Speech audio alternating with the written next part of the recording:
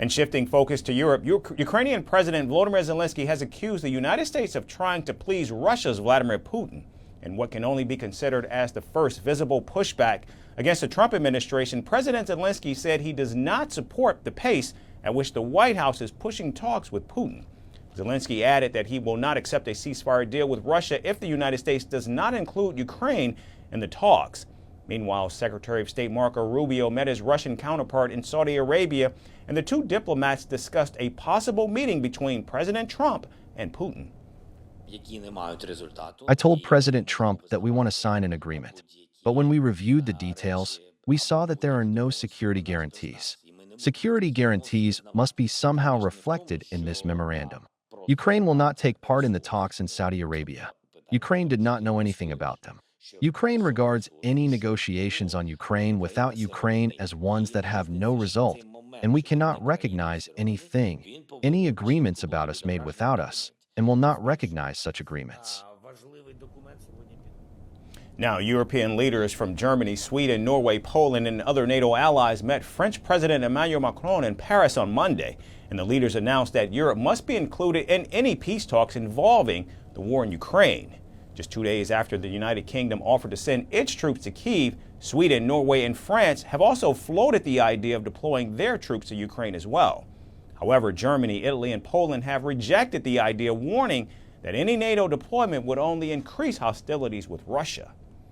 Europe must play its role, and I'm prepared to consider committing British forces on the ground alongside others if there is a lasting peace agreement.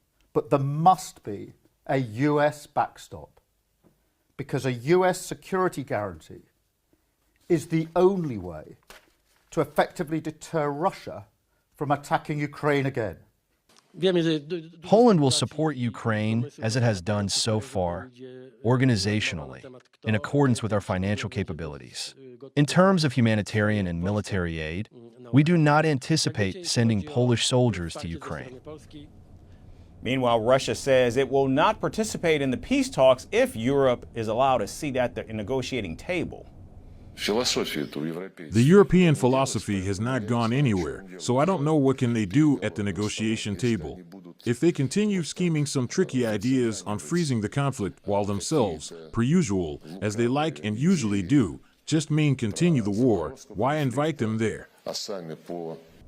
Now, as the talks move towards an actual possibility, President Trump has sent National Security Advisor Mike Waltz to accompany Secretary Rubio for talks with the Russians in Saudi Arabia. As President Zelensky refuses to accept the deal, which does not include his country, it remains to be seen whether President Trump will agree to this request or strike a deal with Putin, regardless of Ukraine's concerns. We're calling the show Vantage. We hope you like what we put together for you.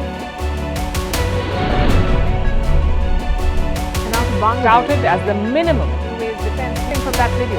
India's neighbors were the first to send the special edition of Vantage live from the White House throughout the city.